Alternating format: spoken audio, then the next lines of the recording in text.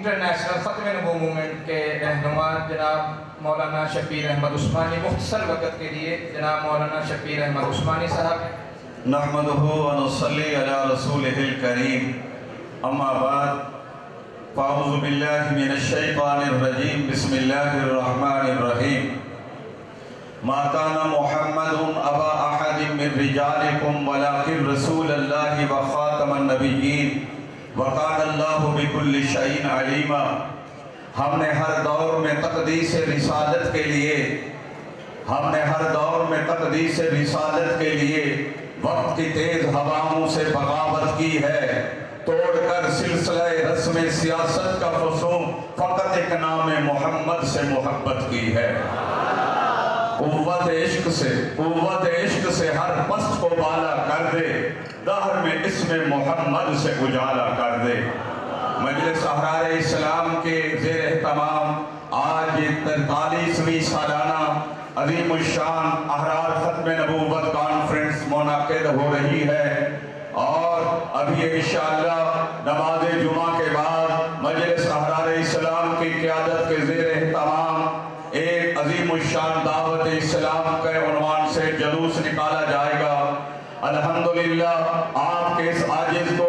یہ سعادت بھی حاصل ہے کہ جب مجلس احرار اسلام کے زیر اہتمام سب سے پہلا جلوس یہاں مسجد احرار سے روانہ ہوا اور اقصی چوک کے اندر خطابات ہوئے، اور پھر ایوان نمرود کے بالمقابل بیانات ہوئے، اور اس وقت اس جلوس کی قیادت ابن امیر شریعت سید ابو ذر ابو معاویہ بخاری رحمت اللہ علیہ فرما رہے تھے۔ وہ پہلا جلوس تھا، سینکڑوں کی تعداد میں شمع رسالت کے پروانے موجود تھے، ختم نبوت زندہ باد کے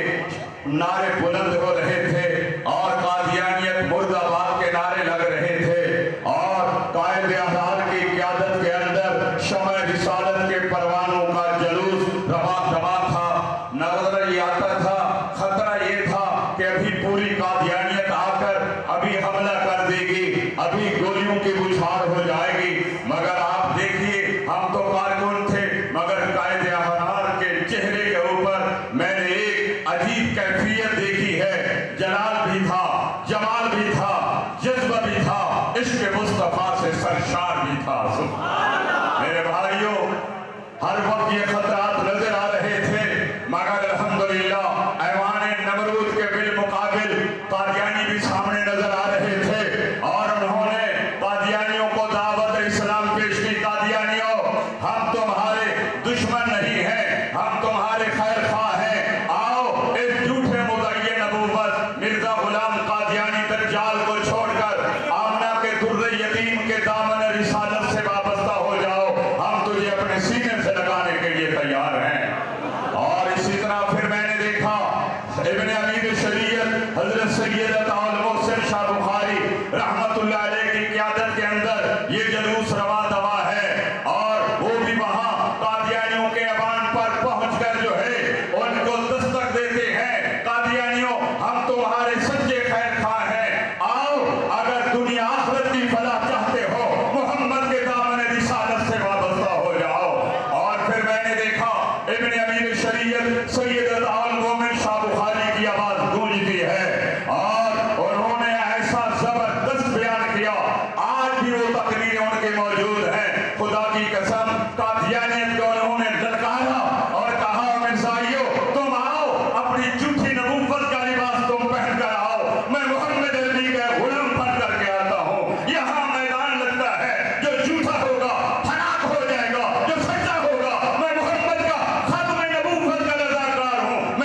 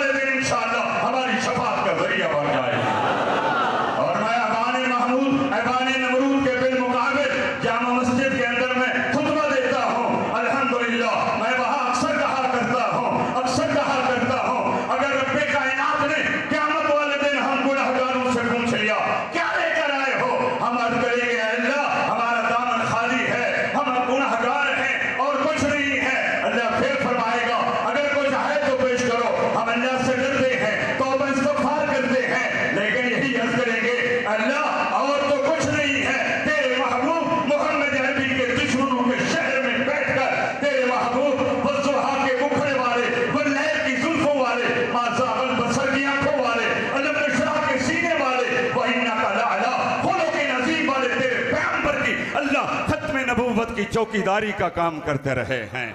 انشاءاللہ رب ذوالجلال ہمیں مشرکوں کے سامنے، نبی کے غداروں کے سامنے، صحابہ کے دشمنوں کے سامنے انشاءاللہ اللہ ہمیں رسوا نہیں کرے گا، بلکہ اشارہ ملے گا جنت میں بغیر حساب کے داخل ہو جاؤ۔ انشاءاللہ باغ جنت میں محمد مسکراتے جائیں گے، پھول رحمت کے گریں گے، ہم اٹھاتے جائیں گے۔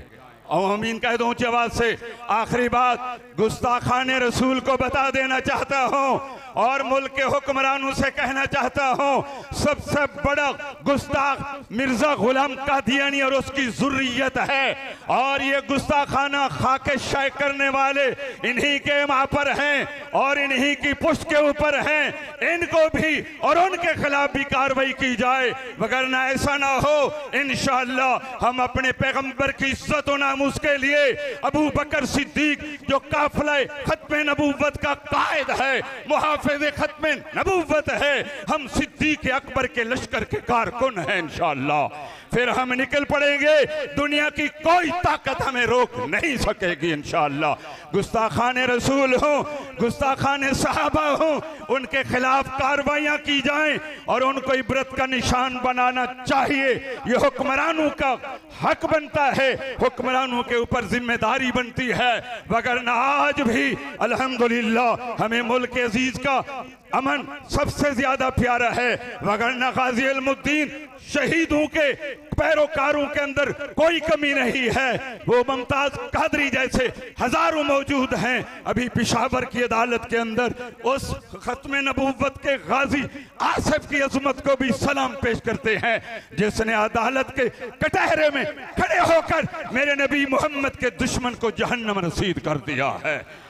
ایسا وقت نہ آئے، ایسا وقت نہ آئے، اگر ہم نکل پڑیں انشاءاللہ ہم اپنا نبی کی عزت و ناموس کے لیے، اصحاب پیغمبر کی عزت کے لیے ہم تن من دھن قربان کر دیں گے، جانیں نچھاور کر دیں گے، مگر کسی گستاخ کو برداشت نہیں کریں گے انشاءاللہ۔ وآخر دعوانا ان الحمدللہ رب